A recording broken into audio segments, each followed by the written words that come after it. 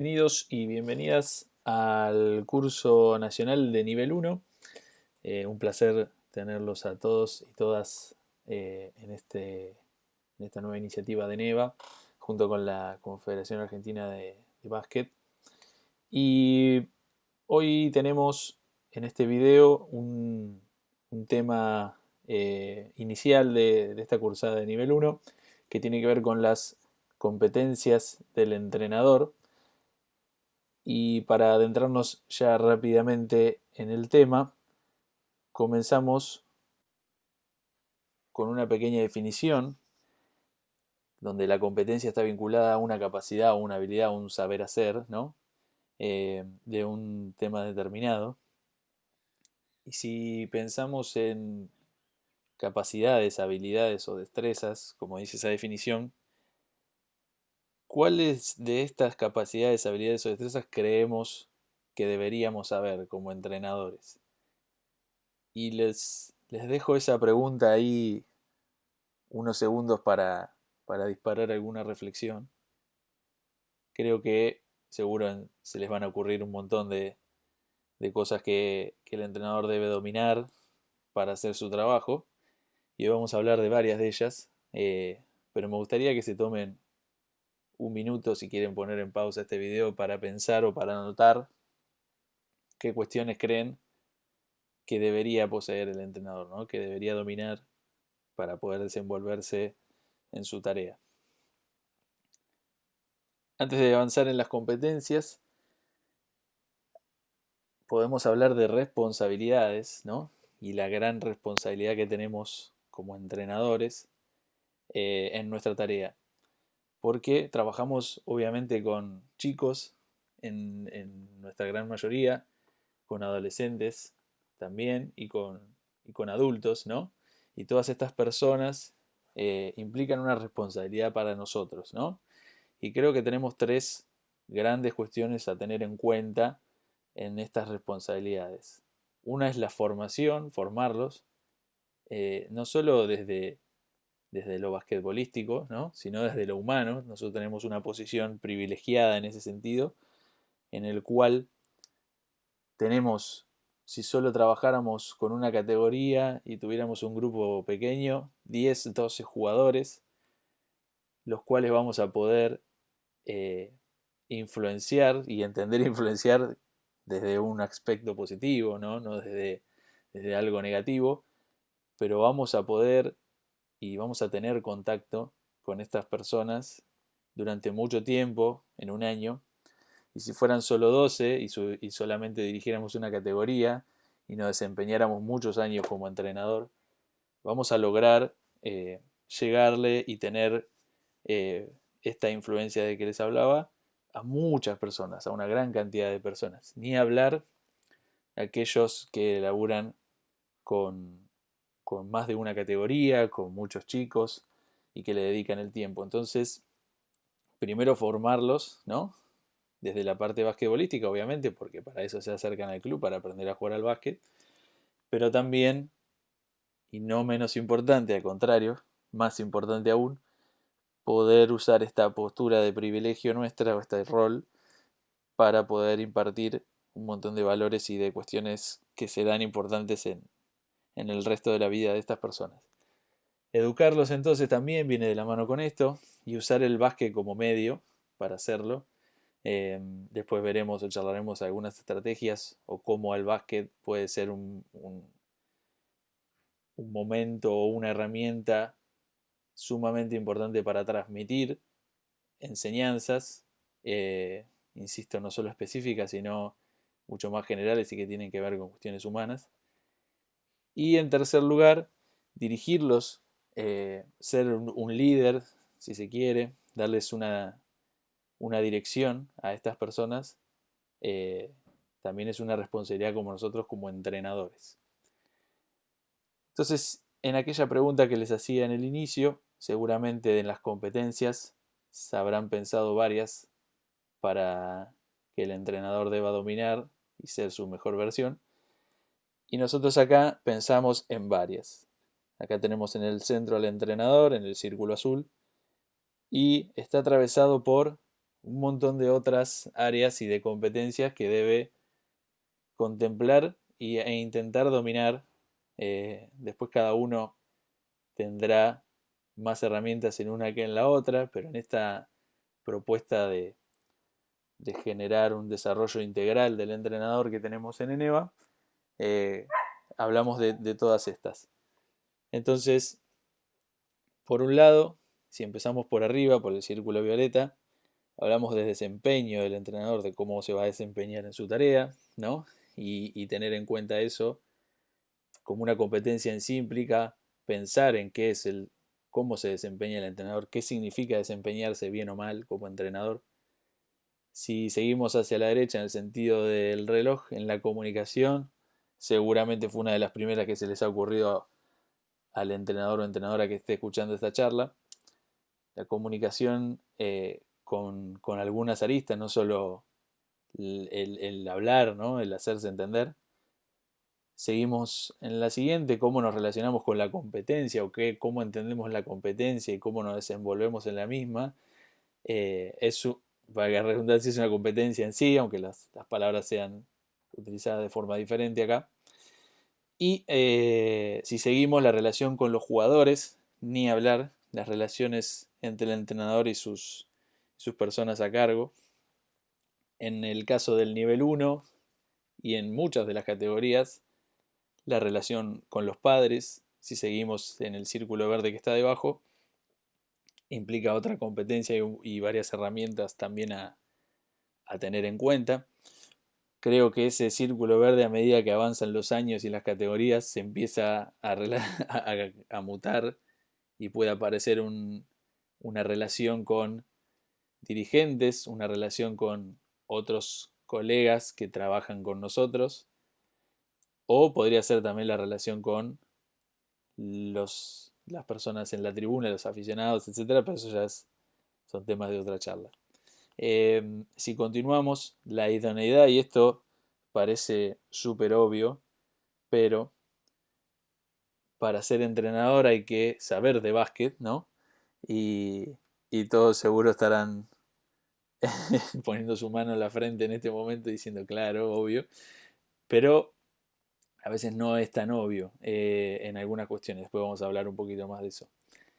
Para ser idóneo hay que capacitarse en el círculo gris que tenemos arriba, y eso es otra de las cuestiones que atraviesa al entrenador y es una competencia en sí. Hay que saber hacerlo, hay que entenderlo, hay que también poder darle un buen tiempo de reflexión a esto y qué significa esto y cómo lo podemos potenciar o aprovechar.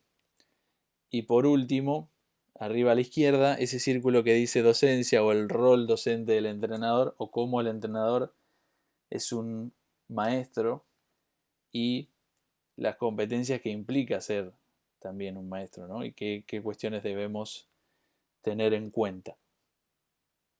Bien, y comenzando por todas estas competencias que nombramos recién, les hablaba de la idoneidad y la obviedad que puede significar esto, ¿no? Pero acá hay algunas cosas que creo que pueden disparar alguna reflexión y que deberían también disparar alguna reflexión. Primero, obviamente, que lo ideal o lo que deberíamos perseguir es que el entrenador sepa todo lo que pueda saber sobre básquet, ¿no? Y después hablaremos un poco en la capacitación cómo puede hacer esto, pero no solo conocer de básquet, sino saber cómo transmitirlo es otra cuestión central. Entonces, saber cómo enseñar eh, aparece como una necesidad también súper importante. Y la cuestión acá central también de conocer y de saber mucho sobre lo nuestro es que a medida que nosotros tenemos más información y conocemos más y disponemos de más contenido de básquet, nuestro ojo o nuestra mirada se empieza a afinar, ¿no? Y empieza a detectar mucho más cosas que antes tal vez no teníamos posibilidad. Entonces, por ejemplo, si yo solo sé que la detención en un tiempo cuando recibo un pase, por ejemplo, eh, es, o la única información que yo tengo en mi cabeza sobre la caída en un tiempo es que debo hacer un ruido solamente cuando hago los apoyos, o sea, los dos pies al mismo tiempo, eh, en el momento de enseñar solo voy a poder pasar esa información o tal vez va a ser lo único en lo que voy a hacer énfasis. Y en el momento de detectar errores o de ayudar al jugador a corregir ciertas cuestiones, lo único que voy a poder observar es eso. En cambio, si yo sé que la detención en un tiempo implica también una cierta flexión de las rodillas, una cierta postura, hay eh, una determinada altura en ese salto para ejecutar la caída en un tiempo. Que la caída en un tiempo se puede hacer desde diferentes ángulos y no solo en los ángulos más cómodos, si se quiere. Eh, que es importante el ancho de hombros en la detención con los pies separados. A dónde va a ir la pelota cuando la reciba y esté ejecutando la caída en un tiempo. Bueno, un montón de cosas que nos van a permitir, al conocer más, poder enseñar más y poder corregir más. Por eso es importantísimo que los entrenadores sepamos absolutamente todo lo que sea posible. Y además, no encasillarse en eh, el contenido solamente del momento en el que nos encontramos. Y atentos con esto, esto es algo para pensar y para reflexionarlo, pero no debe ser tomado literalmente. Si nosotros estamos en el nivel 1 y somos entrenadores de nivel 1, no quiere decir que no tenemos que conocer o entender contenidos que sean más avanzados de lo que significa el nivel 1. Por ejemplo, una defensa zonal, ¿no? Eh, Aunque no la vayamos a utilizar nunca en el nivel 1, también por una cuestión reglamentaria, ¿no? Pero eh, a lo que voy con todo esto es, el entrenador no, o creemos que no debería encasillarse en su nivel o su realidad actual, que incluso expandir también estos contenidos que entiende, que estudia y que sabe, seguramente va a aportar su granito de arena a mejorar su situación actual y, e incluso también puede ser que lo prepare para alguna en el futuro. Y, como les decía hace un ratito, no tomarlo literalmente lo que digo y, y caer en este cliché de el entrenador de Mini que está eh, mirando los sistemas del Real Madrid porque quiere el año que viene dirigir la primera, sino en que podemos tomar cosas de eso y mejorar nuestra realidad como entrenadores hoy sin poner en riesgo o traicionar estas responsabilidades que hablábamos hace un rato en nuestra tarea actual. Continuando con esto, obviamente que si hablamos de ser idóneos y de saber de básquet, hablamos de la capacitación. Y acá yo les dejaba unas preguntas, si quieren poner en pausa como para pensarlas, ¿no? Creo que son importantes si invertimos tiempo para capacitarnos, ¿no? Sin importar cuánto tiempo o si solamente la idea es pensar en, bueno, le dedico a lo que tenga disponible también a saber más, a entender más, no solo de básquet, sino de las otras competencias también, ¿no? Eh, y si lo hacemos, ¿por dónde empezamos? ¿O qué medios usamos para capacitarnos, ¿no?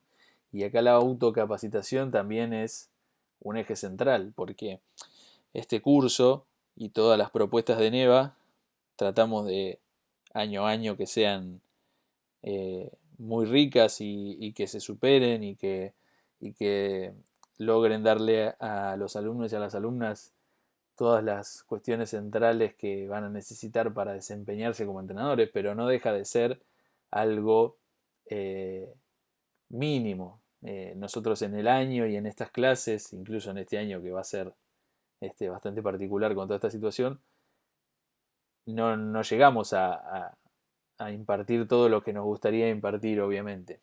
Porque esto no tiene un fin, o uno no puede ganar el saber de básquet, ¿no? No se termina. Entonces, la autocapacitación acá es un tema central porque va a determinar también qué tanto avancemos en la competencia de idoneidad que hablábamos hace unos instantes. Entonces, acá algunas preguntas para tener en cuenta: si tenemos un filtro sobre lo que leemos o lo que vemos, o si aceptamos todo como la verdad absoluta y tratamos de incorporarlo. Y eso es importante, y a través del tiempo uno creo que va construyendo ese filtro. Y si compartimos con colegas, ¿no? También la capacitación, y acá resalto la figura del mentor o del modelo, ¿no? Que querramos adoptar para poder también capacitarnos bajo el ala de alguien que consideremos que puede guiarnos en esta primera etapa de iniciarnos como entrenador. Y acá les dejo dos imágenes como para tomar dimensión. Arriba a la derecha, unas notas de una clínica de hace muchísimos años, fíjense los dibujos en la cancha, y en esas notas están hechas con los dibujos a mano, y las letras o la parte de texto está hecho eh, con máquina de escribir, así que imagínense. Y abajo, la realidad nuestra actual, ¿no? Que si uno pone básquetbol en Google, tenés un número casi infinito de resultados y de material y de cosas para leer. Bueno, entonces pasamos desde hace muchos años que había poco disponible, ahora tener todo disponible, y las dos situaciones tienen sus problemas particulares, ¿no? Entonces hoy tenemos abundancia de información para capacitarnos, pero creo que deberemos entender de que eh, no todo va a ser útil, no todo va a ser de lo mejor, y que tenemos que empezar a fabricar este filtro que les hablaba sobre lo que vamos a leer y lo que vamos a adoptar, ¿no? Y hablando de buenos recursos para capacitarse, hay una charla muy buena, que después yo les voy a dejar el enlace, eh, de Ettore Messina, el entrenador italiano, que se le hizo una entrevista en un ciclo de charlas que hizo el Banco Francés, y a través de esta charla voy a referirme de vuelta a Ettore y su entrevista, porque tuvo algunas frases muy buenas y reflexiones muy acertadas, y acá les comparto una sobre la capacitación y el saber. Cre- mm, Creo que la relación la tiene sobre todo ah, el entrenador y sus maneras de favorecer el aprendizaje, ayudar al aprendizaje. Yo creo que para ser buen entrenador o buen profesor tienes que tener muy claro qué quieres enseñar. Es decir, ah, yo cuando empecé a entrenar, el baloncesto que conocía era el baloncesto que me enseñaba mi entrenador, ¿no? 3, 4 cositas al tiempo. Ahora vivimos en un tiempo donde tienes vídeo, tienes clinics, tienes posibilidades de aprender, de ver muchísimas informaciones. Y yo como entrenador no puedo pensar en transmitir todo eso a mis jugadores porque le voy a hacer una confusión enorme. Entonces tengo que tener claro de todo los que es mi conocimiento, para utilizar una palabra grande, cuáles partes puedo pensar de intentar de enseñar. Eso es el primer paso, porque si quiero darles todo, no pasa nada. Bien, y para cerrar el mensaje de Ettore, me parece clave lo primero que decía de solo enseñar lo que yo conozco. También supone un error, ¿no? Y este primer instinto que tenemos los entrenadores de cuando iniciamos solo pensar en cómo nos enseñaron a nosotros, o qué conocí yo como jugador o como espectador o como persona allegada al básquet, y solo quedarnos con eso para enseñarlo. Y seguramente las personas que nos han enseñado, los lugares donde hemos estado, han tenido la mejor intención de dotarnos de todas estas cuestiones que deberíamos aprender, pero eh, seguramente haya muchísimas otros contenidos y otras formas para explorar nosotros como entrenadores, también para buscar nuestra versión, ¿no?, de ser entrenador. Avanzando las competencias del entrenador y llegamos a la comunicación y después de la idoneidad y de la capacitación y de conocer de básquet, ahora el siguiente desafío en estas competencias sería, bueno, cómo comunicamos o cómo impartimos todo esto que sabemos. Eh, y acá, nuevamente, aquel que quiera o aquella que quiera pausar el video para leer las preguntas y generar alguna reflexión, los recontra invito porque es lo más rico que podemos generar en esta charla. Eh, y si estuviéramos en una clase presencial normal, gastaríamos unos cuantos minutos en compartir estas reflexiones o en debatirlas, y esa es la mejor parte. Pero bueno, volviendo a este encuentro virtual, las preguntas que aparecen allí creo que son importantes, ¿no?, para tener en cuenta. Y empezar a pensar, bueno, ¿cómo hacemos? ¿Qué cuestiones debería saber para poder impartir esa información que yo considero importante?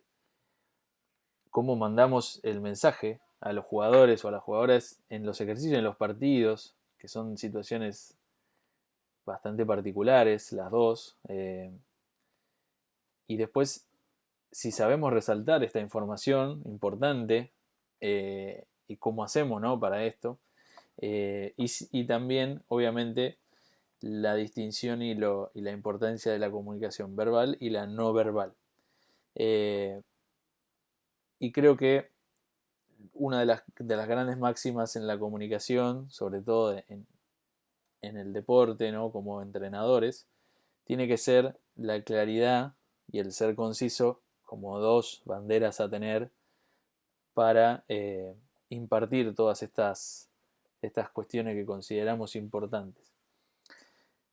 Y ser claro y conciso es todo un desafío porque seguramente haya muchas cosas para decir y mucho contenido para enseñar, pero todos sabemos, e incluso en esta charla se va a ver reflejado, que la atención o la capacidad de mantener el foco y de absorber información no es tan amplia como a veces pensamos. Entonces, la claridad y el ser conciso nos lleva también a poder cumplir con esas limitaciones que puede tener cualquier persona y tratar de hacerle llegar lo que nosotros consideremos importante.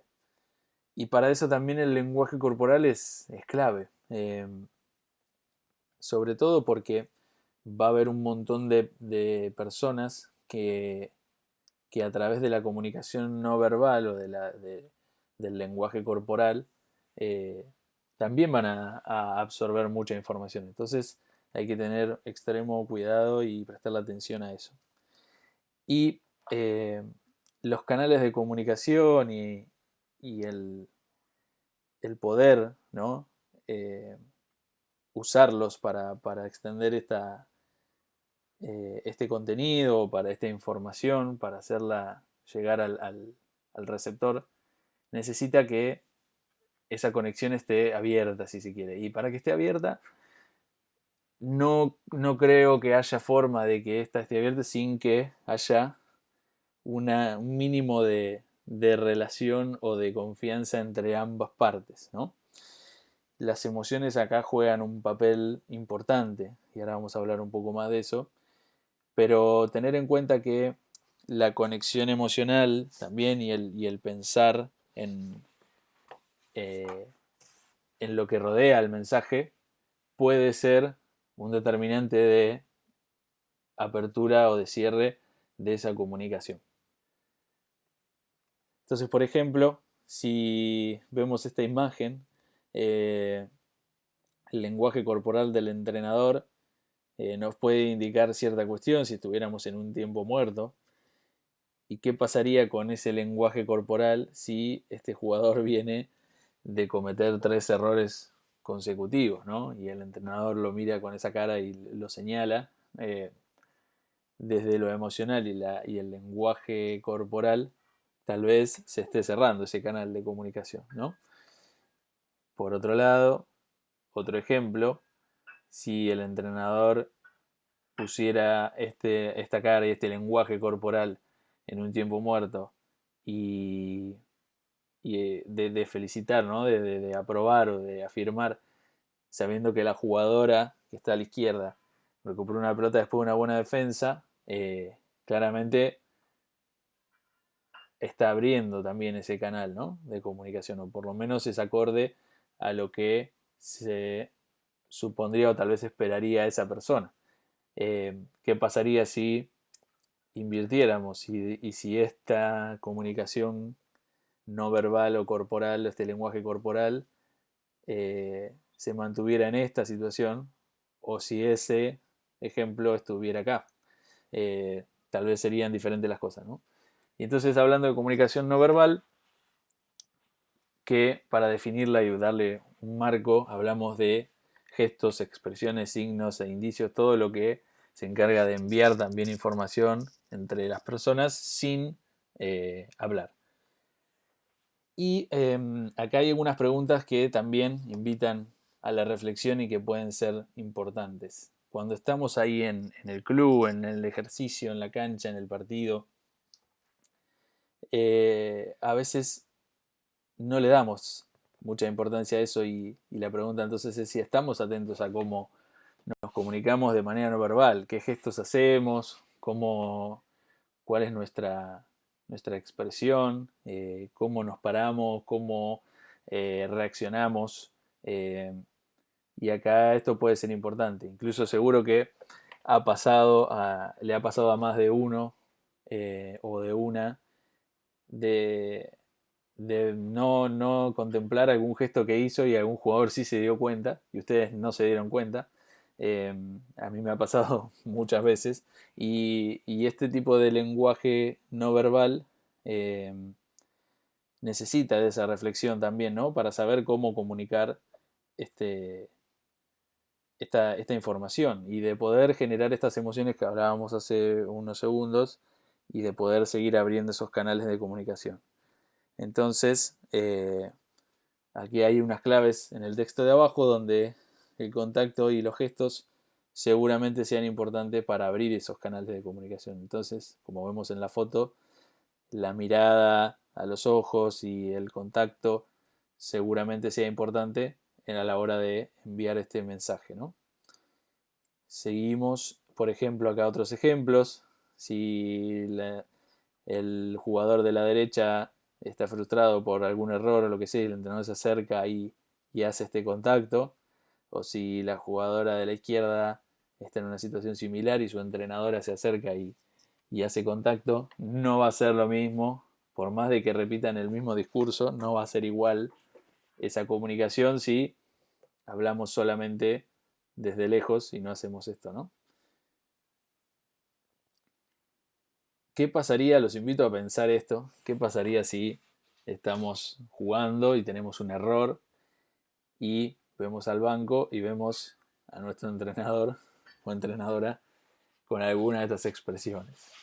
Arriba a la izquierda gritando, arriba a la derecha como pensando, bueno, ¿qué pasó? ¿Qué hiciste? Abajo a la izquierda solo con una casi cara de póker a ver qué sucede o qué estaba sucediendo. O el de abajo a la derecha, el entrenador como aplaudiendo diciendo, bueno, ya está, ya pasó, seguimos. Y estas reacciones muchas veces parecen instintivas, ¿no? Como que no las controlamos, pero en realidad sí, y pueden ser un, un factor determinante en la comunicación con los jugadores o las jugadoras. Escuchamos a Ettore hablar sobre esto. La otra cosa, y esto lo veo con mi hijo también, el problema ahora no es tanto leer por parte de los jugadores o ver, es hablar. Estos crecen sin hablar. Todo es mensaje, es emoticón, es incluso al colegio, mi hijo va al colegio americano, no sé cómo es aquí en España, el colegio americano, todo es a través de quiz y test. Yo crecí en colegio y en la universidad, todo era hablando. Los exámenes, los test, todo hablado y algunos por escrito. Pero incluso por escrito, no multiple choice. Tenías que desarrollar un concepto con frases y todo eso. Ahora no. Entonces, hablarse yo creo que es algo donde nosotros, más que leer, es algo donde que tenemos que empujar, forzar el concepto de la comunicación. Bien, y apoyando lo que dice Ettore hoy en materia de comunicación, creo que tenemos un gran desafío en estas categorías de nivel uno y en las más grandes también, em, en donde tenemos una gran comunicación entre los alumnos y las alumnas, pero en canales virtuales, ¿no? Y la capacidad de expresarse a veces va en detrimento, ¿no? De todas estas cosas. Entonces, acá tenemos un desafío para comunicarnos con los chicos y chicas que tengamos a cargo y poder lograr una comunicación verbal óptima y que ellos también puedan expresar todo lo que les está sucediendo y poder hablar de lo que pasa en la cancha o lo que pasa fuera de la cancha con su entrenador o con su entrenadora. Y esto no es sencillo. Y acá, a modo de empujar alguna reflexión o de invitar a pensar, algunas estrategias que podemos empezar a adoptar con nuestros jugadores y nuestras jugadoras, por ejemplo, es que cuando llegan al club, cuando llegan a la práctica, cuando llegan al partido, que haya saludos entre todos, ¿no? Y esto parece algo muy sencillo e ínfimo, pero marca una gran diferencia. No sé si a los que estén escuchando ahora les pasa en sus clubes, pero en el mío pasa mucho, de que los jugadores o los chicos llegan a la práctica y a lo sumo vendrán conmigo y me dirán hola Marcos y ya enseguida agarran una pelota y se ponen a tirar al aro o a picarla por afuera o se ponen las zapatillas o lo que sea. Y hay compañeros ahí que están al lado y que tal vez no tuvieron interacción. O se ponen enseguida a hablar de cualquier cosa y ni siquiera se saludan. Entonces hemos implementado estos saludos y ha contribuido este, al, a generar también otras instancias de comunicación. Eh, lo mismo pasa con que ellos tengan que explicar ejercicios, ¿no? O algún concepto de lo que estemos haciendo. Eh, que la charla técnica esté a cargo de los jugadores como otra estrategia, en donde antes del partido podemos preguntar, bueno, ¿quién me dice o quién se anima a decir qué sería importante para este partido? ¿Qué estuvimos haciendo la semana que podemos hacer hoy? Bueno, ese tipo de cosas. En los ejercicios, en la práctica, que haya tiempos muertos y que los jugadores puedan hablar entre ellos sobre cómo hacer mejor algo, que se ayuden a hacer mejor lo que están haciendo.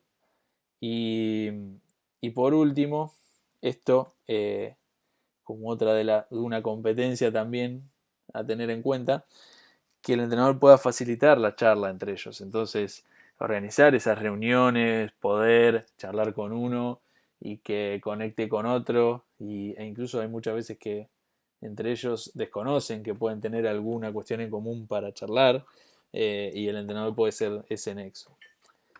Y por último, esto no intenta desestimar ningún canal virtual, al contrario, me parece que puede ser sumamente importante, pero no dejar de atender también a lo, a lo humano, ¿no? Al canal de comunicación en persona. Y llegamos a la docencia o al rol docente del entrenador. Y, y aquí aparece algo sumamente importante que es que tenemos esta herramienta, el deporte, en este caso el básquet, como un medio para enseñar un montón de valores y de habilidades, si se quiere, que no tienen nada que ver específicamente con el básquet, sino que van a atravesar un montón de áreas de la vida de estas personas. ¿Cuáles pueden ser algunas? Seguro que se les ocurren muchas más, pero para nombrar algunas: el compañerismo, el trabajo en equipo, el esfuerzo, la perseverancia, la solidaridad, etcétera, etcétera. ¿Y cómo hacemos esto? Ahí está la gran pregunta. Y esto es una responsabilidad que, como hablábamos al principio, del entrenador. Entonces, algunas ideas o algunas cuestiones para esto, ¿no? Eh,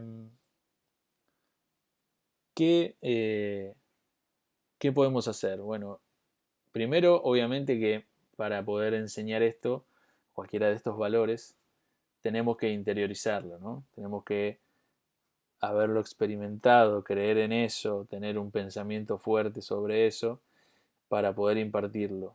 Posiblemente, si no es así, va a ser bastante complicado para poder pasárselo a los alumnos o a las alumnas. Segunda cuestión, y acá es algo sumamente importante y que remarco constantemente en este tipo de charlas, es enseñar con el ejemplo.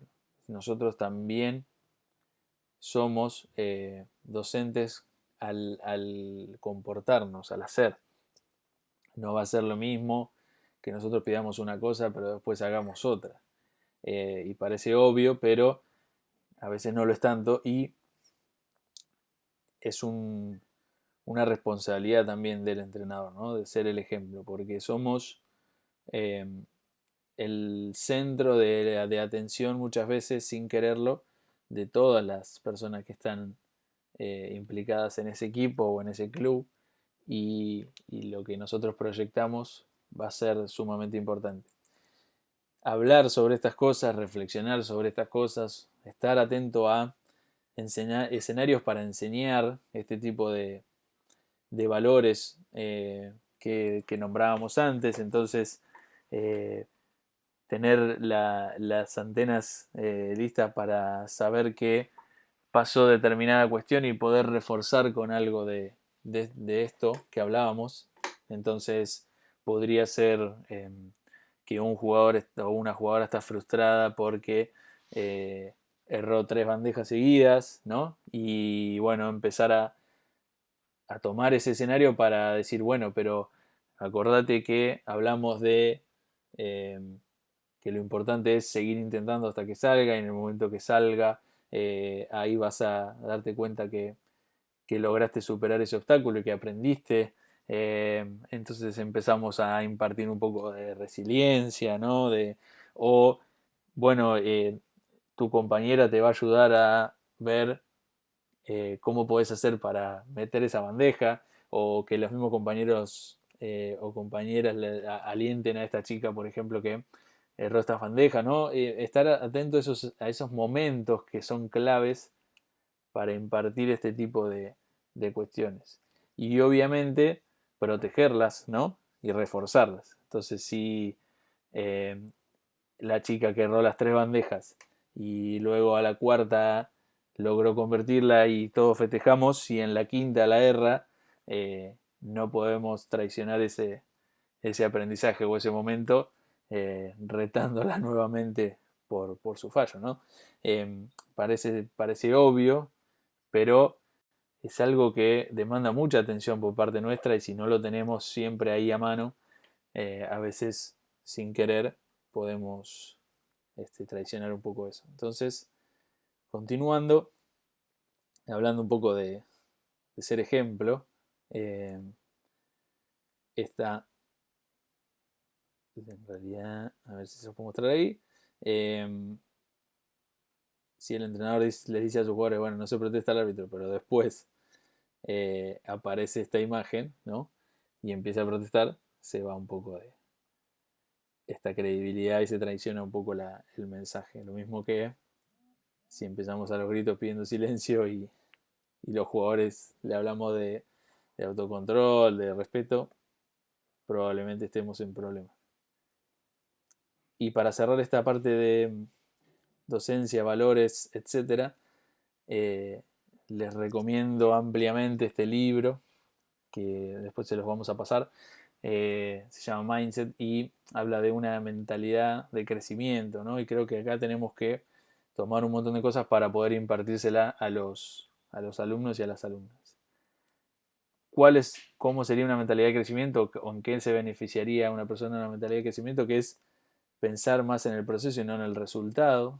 Eh, que el error es algo importante a tener porque va a ser el que nos ayude a aprender. Eh, Poder recibir ayuda e indicaciones que nos potencien para seguir este proceso. Eh, el trabajo en equipo, ni hablar. Y por último la palabra clave que dice ahí abajo todavía, en el cual si algo no sale, no es que no va a salir o no me sale, no puedo, sino que no puedo, no lo logro hacer todavía, ¿no? Que estoy en proceso de aprenderlo, de poder lograrlo. Todo esto como disparadores o como reflexiones para también tener en cuenta sobre qué es ser, ¿no? Entrenador y estas competencias que hablábamos. Todos nosotros enseñamos y aprendemos a través del error, ¿no? Los americanos dicen try and error, es el método para enseñar, ¿no? Pruebas, fallas, aprende, ¿ok? En teoría somos todos buenos en esto, ¿no? Es decir, le permitimos de fallar, así que aprende.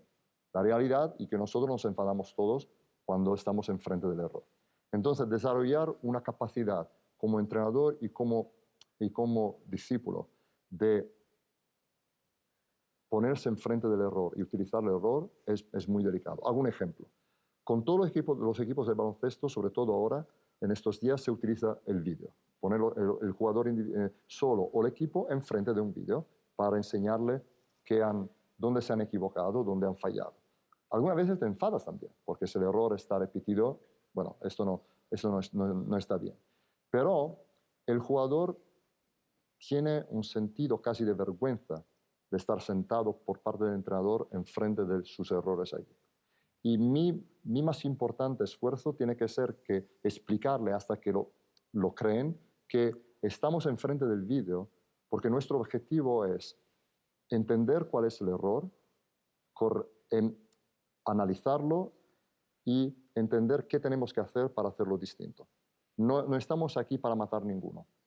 A pesar que algunas veces estás enfadado y puedes decirlo mal. Pero es importante qué le decimos, no solo cómo lo decimos. Bien, y cerrando esta idea de Ettore y trayéndola al nivel uno, bajándola a nuestro día a día.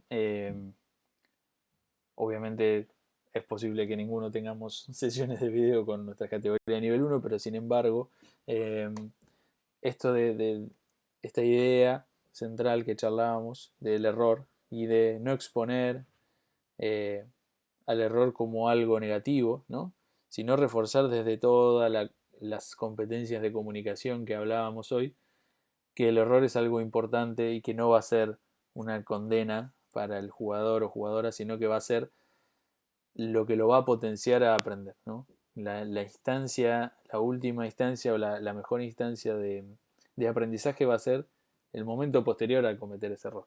Y nosotros entrenadores vamos a estar ahí listos para poder enseñar en ese momento y entender la importancia de eso y que no tiene nada que ver eh, con sentirse mal o con querer evitarlo o ninguna cuestión negativa, sino al contrario, que seguramente va a ser una gran instancia de aprendizaje. La competencia parece como una competencia en sí, porque acá hay varias preguntas que creo que son de importancia para reflexionar y indudablemente el nivel uno tiene esta gran problemática, si se quiere, inmersa en sus categorías, que es pasamos desde la iniciación y desde un abordaje eh, más lúdico, si se quiere, a, a la introducción en la competencia ya en algunos lugares en el minibásquet, otros y en el resto del país, o ya fijo para todo el país en U13. En U13 ya tenemos campeonatos, ya tenemos argentino de clubes, competencias de selecciones. Y esta competencia y la instancia formativa en la que vamos a estar tiene todo o creo que debería tener un gran eh, pensamiento detrás, ¿no? Por parte de cada uno. Entonces, algunas preguntas para tener en cuenta. Y nuevamente los invito a pausar acá y pensar en estas preguntas y en qué respuestas tengo hoy o me gustaría tener. Eh, entonces, la competencia, ¿qué significa? ¿No? ¿Para qué lo hacemos o para qué podríamos utilizar la competencia? ¿Qué le explicamos a los jugadores o a las jugadoras sobre los partidos y cómo salen? Ganen, pierdan, qué significa eso. Si también en esta, volviendo atrás con la comunicación verbal y no verbal, eh, si condice lo que hacemos, ¿no? Con el mensaje que queremos dar sobre la competencia.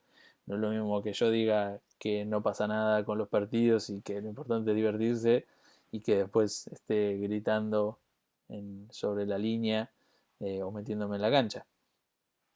Después, ¿cómo definimos el éxito? ¿Qué pensamos del éxito en esta competencia? ¿Qué pensamos sobre el otro equipo? O si siquiera hablamos sobre el otro equipo y con el que jugamos, ¿no? Hablo. Y de qué manera o qué mensajes damos cuando terminan los partidos. Eh, y acá estas preguntas creo que pueden determinar un montón de cuestiones importantes sobre la competencia. Y siguiendo entonces, y desde Neva, alineado con el manual de minibásquet que se ha publicado el año pasado y el método CAB ya hace unos 3 años, promovemos esta idea o este abordaje, en el cual la competencia la debemos o la podríamos tomar como una evaluación de desempeño, en donde los partidos y sus resultados o su desarrollo van a darnos mucha información importante sobre en qué situación está nuestro equipo y nuestros jugadores, ¿no? Cómo se han desempeñado y qué necesitan reforzar y qué cuestiones han hecho eh, bien o qué aprendizajes han logrado. El resultado del partido, más información para seguir desarrollándose. El éxito lo podemos pensar como superarse, ¿no? Como poder hacer en los partidos, en la competencia, lo que tanto tiempo le hemos dedicado en los entrenamientos. El poder hacer cosas nuevas, el mejorar mi desempeño de una semana a la otra, o de un mes al otro, o de un año al otro. El rival entendiéndolo como una competencia que me ayuda a llevar adelante lo que hablábamos recién, ¿no? De superarse, de hacer cosas nuevas, de enfrentar desafíos nuevos. Eh, y esto parece una obviedad, pero a veces no lo es, que el resultado no implica ser mejor que nadie, ni ser peor, si ganamos o perdemos. Y en el post partido, en ese mensaje luego de competir, eh, reconocer lo positivo y hacer y salvar cuestiones que creemos importantes y también obviamente compartir esta información de qué podríamos hacer mejor o por dónde vamos a direccionar nuestros esfuerzos. Y estas últimas dos preguntas eh, pueden disparar alguna reflexión más, ¿no?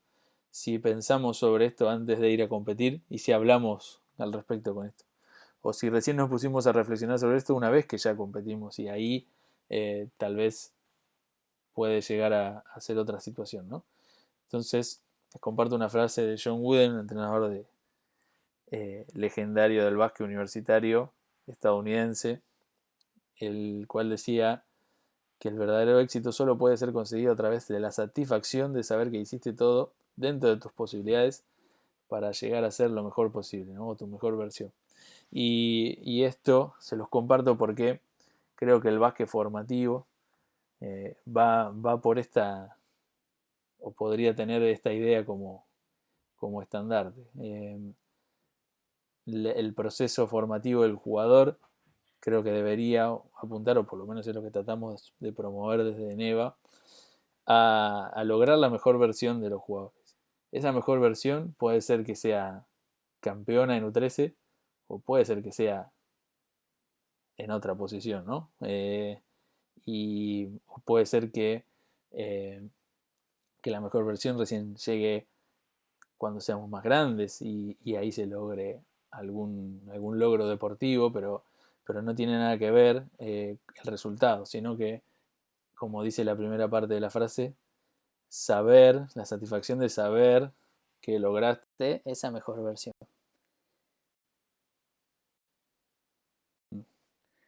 La competencia y con el éxito que hablábamos recién, aquí hay algunas reflexiones. Solemos decir que en la vida unas veces ganamos, otras perdemos. Tú tienes multitud de títulos. ¿Qué es para ti el éxito? ¿Cómo lo definirías? Yo he tenido la suerte de entrenar muchos buenos equipos y muchos equipos que han ganado títulos.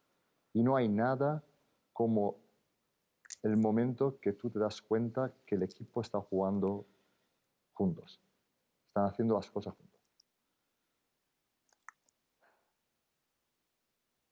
Y luego, al final, una parte del éxito es que las personas con quien tú has jugado se acuerden de ti como persona, ¿no? Y a mí una de las cosas que me ha hecho más ilusión es que hace unos años me dio un premio, la Virtus de Bolonia, y los que entrené en los juveniles en el 1985 y 6 organizaron una cena para pasarlo juntos. Y estuve allí con mi hijo, con esos chicos que ahora son profesionales, ¿eh? Y fue una de las noches más bonitas de mi vida, no solo deportiva. Entonces, que la gente se acuerde y que tú puedes sentir el orgullo que le has ayudado un poco, yo creo que es una parte de éxito muy importante. Cuán importante entonces esto que dice Ettore y resaltar para cerrar estas reflexiones que no habló en ningún momento del campeonato que ganó con este equipo o la multitud que lo nombraba cuando ganó la Euroliga, eh, sino cosas mucho más sencillas, ¿no? Y que tienen que ver con lo humano. Y para terminar de hablar de esta competencia, la reflexión de Kipling, del autor del libro La Selva, sobre ser un gran hombre o una gran mujer si se aprende a manejarla de la misma manera la derrota y la victoria. Y John Wooden, que lo nombrábamos antes, tenía también una idea que transmitía a sus equipos, en la cual decía que si alguien entrara al vestuario después del partido, que fuera ajeno al equipo, ¿no? No tendría que, y que no haya visto el partido, no tendría que darse cuenta si su equipo ganó o perdió, ¿no? Entonces, hablando de manejar de la misma manera las derrotas y las victorias. Y continuando con las competencias y cómo nos relacionamos con nuestros jugadores, acá creo que es un tema también eh, que, que tiene mucho contenido y algunas preguntas como para reflexionar. Eh, y creo que la relación entre jugadores y entrenador o entrenadora tiene que ser uno de los grandes objetivos a generar por parte del entrenador, ¿no? Y de la entrenadora, porque esa conexión con el jugador, hablábamos hoy, que va a abrir los canales de comunicación y también conocerlos aún más nos va a dar más herramientas y una mejor perspectiva sobre cómo asistirlos en este proceso de formación.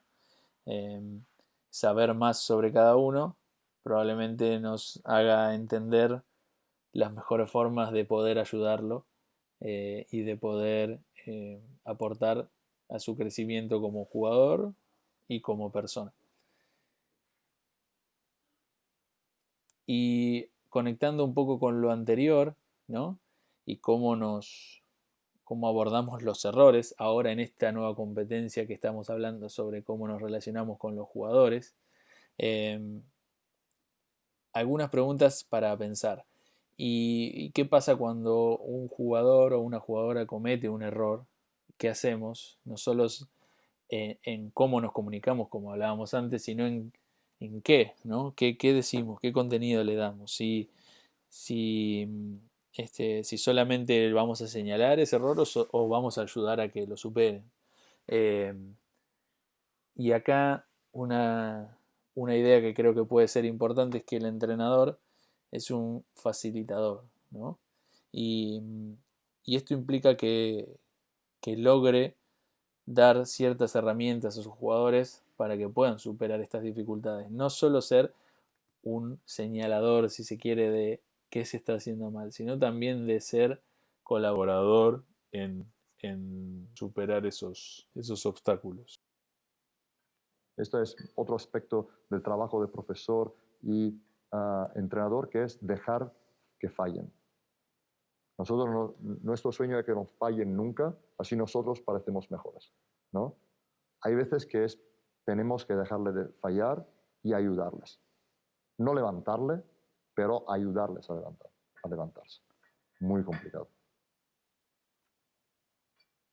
Muy complicado, como dice Messina, pero otra parte también de la relación con el jugador o con la jugadora, de cómo podemos hacer para asistirlos, o qué camino deberíamos tomar para asistirlos en estos momentos.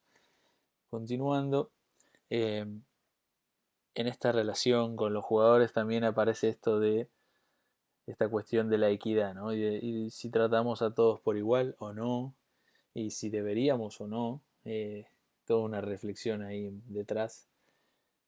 Y le dejo dos preguntas también para pensar. ¿Qué pasa cuando el mejor jugador comete un error, ¿no? O cuando lo hace el jugador más inexperto o el nuevo? Y si realmente tratamos a todos por igual. eh, ¿Y qué pasa cuando esa persona está atravesando algún momento personal y que si implicaría o no un trato especial para esa situación, ¿no? Eh, y acá hay dos reflexiones de Tore que aportan al tema. ¿No? El concepto que yo creo todos los jugadores esperan en un equipo es cómo se aplica el concepto de equidad en este equipo. A decir, en este equipo, a comportamientos iguales por distintas personas corresponden reacciones iguales. Es decir, si hay una regla que dice correr atrás rápido cuando fallamos y buscar tu hombre así que no nos meten una bandeja. Los normales tienen que correr y si no corren nos enfadamos todos. Ma si Manu Ginóbili o Kobe Bryant van un poco despacio porque están hablando con el árbitro, porque están enfadados que el pase no llegó a tiempo, porque la suerte del tiro es y su hombre mete una bandeja. Miramos al lado contrario o tratamos el tema como tratamos fulanito si hizo el mismo error. Esto es el concepto en palabras pobres de equidad. Eso no es un problema. Para los jugadores es mucho más importante cómo aplicamos las leyes dentro de la cancha. A decir, si yo hago esto y hago un error y lo hace él, ¿es lo mismo o no? Si decimos, mira, tirar cuando estáis abiertos, ¿ok? Y yo tiro con dos hombres por encima de mí y el entrenador no me dice nada porque yo soy muy bueno, por supuesto, el resto del equipo no está contento. Y para aportar un poco más a esta reflexión de Ettore, esto creo que tiene que ver, tiene una estrecha relación con la competencia de la comunicación, primero y principal, pero también con el rol docente y estos valores que nombrábamos y que enumerábamos, cómo esta situación en particular, y si volvemos atrás, van a recordar en una de las claves que hablábamos sobre estar al acecho de estas situaciones de aprendizaje, bueno, este tipo de escenarios que plantea Messina, creo que pueden ser clave también en este rol docente y en poder impartir algunos valores o algunas enseñanzas que consideremos centrales.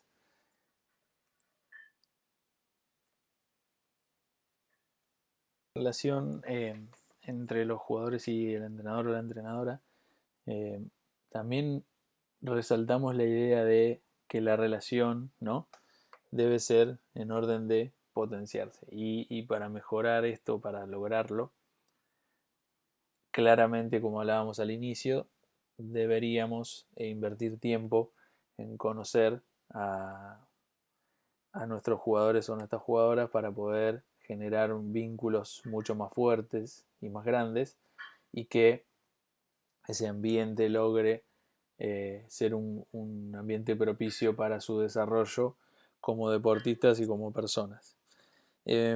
Para ello, obviamente, como les decía recién, invertir tiempo y calidad en esas interacciones va a ser determinante. Continuando con las competencias, ya llegando a las últimas, la relación con los padres entendiendo al padre y a la madre de los jugadores o las jugadoras que se acerquen a nuestro club. Eh, Pensar, ¿no?, si realmente promovemos esa relación o ese intercambio con los padres o los evitamos y cómo hacemos para promover esa relación. Eh, Empatizamos con ellos para preguntarnos, ¿no?, si nos ponemos en su lugar o entendemos también a veces de que se trata de sus hijos, ¿no?, y de que lo más preciado seguro que han tenido, que tienen en su vida y, y muchos escenarios que, que puede ser importante tener eso en cuenta. Si nos encargamos también de educar a los padres, y no educar en el sentido eh, de ponerlos en alguna situación me refiero a instruirlos para mal, ¿no?, sino de poder hacerles saber también y de entender por qué se hacen las cosas de determinada manera o a qué le apuntamos o qué filosofía tiene el entrenador o la entrenadora o el club para con su deporte, si los padres realmente saben eso o no. Eh, y la última pregunta tiene que ver con esto, ¿no?, de por qué entrenamos, si competimos de esa forma, si saben los jugadores, perdón, los padres sobre esto. Porque esto puede resultar importante, muchos malentendidos o de suposiciones en cuanto a lo que se hace y en realidad con una simple charla probablemente se pueda despejar un montón de dudas y poner a todas las personas en la misma página. Para ello, algunas estrategias que podemos pensar, tener una reunión con ellos, ¿no?, antes de empezar y para explicarles un poco qué va a suceder, explicar cómo pensamos, qué objetivos tenemos para con los padres y para con los jugadores o jugadoras. Tener ciertas reglas que podemos explicar e incluso construir con ellos también. Eh, Obviamente que algunas, algunas cuestiones que crean centrales los alumnos, que puedan hablar los mismos alumnos con el entrenador, con la entrenadora, y no que sean los padres a veces los que vengan directamente a hablar por ellos. Esto en las categorías más chicas es difícil, obviamente, pero tratar de promoverlo siempre que se pueda. Em, También buscar interactuar con ellos y darle algún feedback o alguna información, alguna devolución sobre sus hijos. Esto también creo que puede ser importante porque siempre va a ser bienvenido, ¿no? Algún comentario positivo y de que ellos sepan más sobre cómo van en el deporte. También puede ser importante, ¿no? Eh, Promover ese ambiente que queremos en nuestras prácticas o en nuestros partidos. Obviamente que las actividades que involucren a los padres siempre son una gran idea y generan este sentido de pertenencia y de defender este ambiente. Eh, y obviamente poder generar con los mismos padres y con los chicos ciertos códigos, además de las reglas de equipo que hablábamos hoy, ciertos códigos de comportamiento eh, que, que podemos acordar y que podemos exponer y tener siempre ahí presentes para todo el mundo. I know this. I'm the most animated coach that you've probably ever seen when my team's playing. I go watch my kids play. I don't say boo. I don't wave my arms. I don't try to coach my kids. With all due respect to most parents out there, I probably know more about basketball than most of them. Okay? But I sit in the stands and I don't say a word. There's two guys refereeing a fourth grade game on a Sunday morning. What can they possibly be making? $20 a game? I used to do that. I used to make $12 for 10 and under, 15 for 15 and under, and 17 or 18 bucks for high school age kids. Okay. So on a Sunday morning, instead of being in church, those guys are out there trying to make a couple bucks to pay their bills, feed their families. Do you think they really care what fourth grade team wins? Do you really think that they sat at home and said, I can't wait to officiate that game tomorrow because that one team, I can't wait to get that 10-year-old kid and embarrass him in front of people? Do you really think that's what they're doing? I don't try to tell my kid how they should play. You know what I told my two boys when they come ask me, Dad, why are you asking me, man? I didn't run your practice. Go talk to your coach. But don't talk about your coach in front of me, man. Because if you are, then you're not playing basketball. You don't understand why you didn't play better? Go talk to your coach. I'm not your coach. I'm your dad. Somebody disrespects you, then I'm here. If you fail, good. Deal with it. I'm going to help you get up. But don't come talk to me about coaching. I do this for a living, man. I'm not going to criticize the guy that's trying to help you. And then the other part. So that's the officials. You think those coaches coaching fourth grade kids are making any money? So there's someone that's giving of their personal time on a Sunday for free to help others people's children. Yet we're going to have the adults in the stands yelling obscenities at the officials, criticizing every decision the coach makes, yelling at the kids like the kids, they're 10 years old, man. Like if they were LeBron James and Dwayne Wade playing in the NBA Finals, like.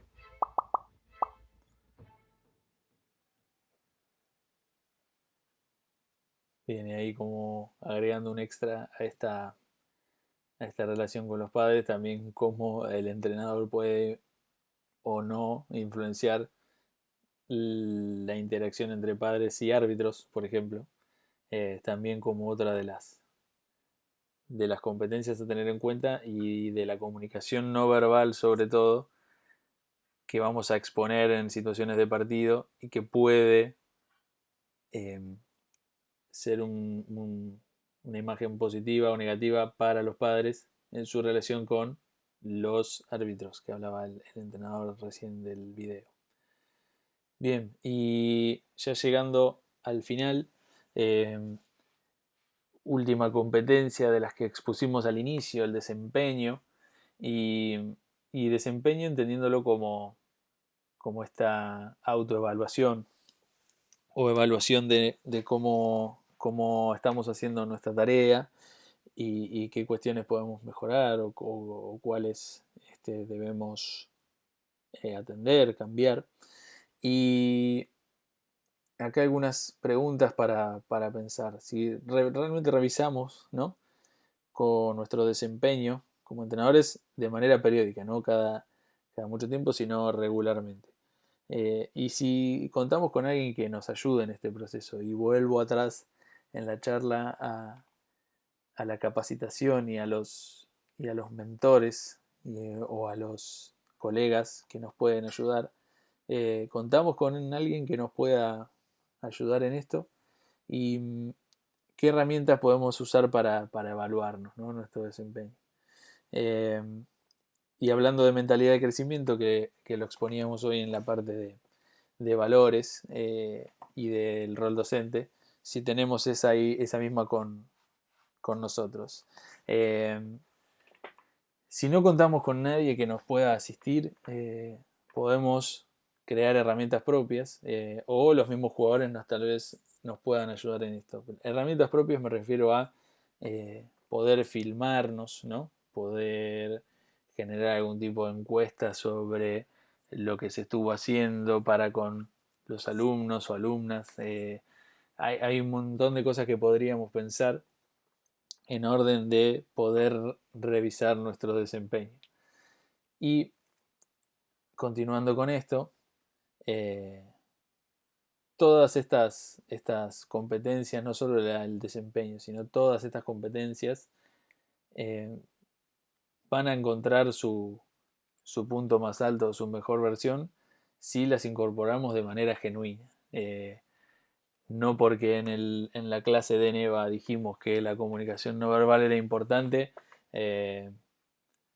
debería ser solamente eso la razón por la que incorporemos una mejor comunicación no verbal, sino empezar por querer ser un mejor entrenador, ¿no? Y saber por qué, como decíamos al principio, por qué quiero serlo y qué me interesa de esto y cuáles son las cuestiones que más me hacen feliz y me enorgullecen de cumplir este rol, cómo puedo potenciarlas. Y ahí empieza este camino de recorrido por las competencias, ¿no? Algo así hablábamos al inicio. Y acá les dejaba una pequeña imagen de un libro que está realmente muy bueno y si aquel que tenga chance de leerlo creo que le va a significar algo importante. Empezar por el porqué, entender el porqué va a hacer que tengamos una auténtica conexión con todas estas competencias y, podamos trabajar sobre ellas, llevarlas adelante para ser nuestra mejor versión como entrenadores o entrenadoras. Entonces, resumiendo, más o menos para tener un cierre de esta charla, en estas competencias o en qué significa, qué debería saber el entrenador, hablamos de conocer a fondo el contenido, de la idoneidad, de saber de básquet y todo lo que se pueda. Y dentro del saber de básquet también conocer diferentes estrategias para enseñarlo, ¿no? Y todo esto obviamente que va a ser el núcleo del curso de nivel 1 que estamos iniciando. Después poder ajustar las prácticas para que cada jugador las aproveche y hablar de diferentes estrategias de enseñanza también implica poder ajustar esas propuestas a las realidades de los jugadores y ya vamos a hablar más de eso en las clases que vienen. Poder comunicarnos correctamente, verbalmente y no verbalmente. Planificar y diseñar prácticas y ejercicios, ¿no? Cómo voy a hacer para impartir todo este conocimiento y estos valores también, siguiendo con el punto que le seguía al anterior, la correcta mentalidad para el deporte, ¿no? Cómo promoverla, poder relacionarnos positivamente con jugadores y con padres, y por último, y tal vez una de las cuestiones que más hemos repetido en esta charla y más centrales, promover aprendizajes que no tengan que ver con el básquet, sino que se extiendan y puedan ser útiles y marquen una diferencia en todos los ámbitos de la vida de estas personas que vamos a tener a cargo y que son nuestra responsabilidad.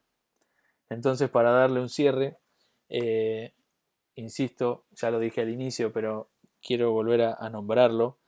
Esto es como un pantallazo y una generalidad sobre el ser entrenador. Y ojalá que en todas estas competencias que estuvimos hablando hoy encuentren algo importante para ponerse a reflexionar o para saber en qué esta competencia creo que lo hago bien o que tengo herramientas. En esta tal vez podría mejorar y empezar a andar este camino del ser entrenador. insisto, en cómo pensamos el curso de nivel 1, siempre intentamos arrancar desde lo más general para ir avanzando hacia lo específico. Entonces hoy hablamos de entrenar, ¿no? De ser entrenador. Y luego hablaremos de, sabiendo que necesitamos todas estas competencias, bueno, en la idoneidad vamos a hablar de básquet, vamos a hablar mucho de básquet, vamos a hablar de cosas que tienen que saber de básquet y cómo enseñar y cómo planificarlo y qué ejercicios puedo fabricar o cómo es un ejercicio.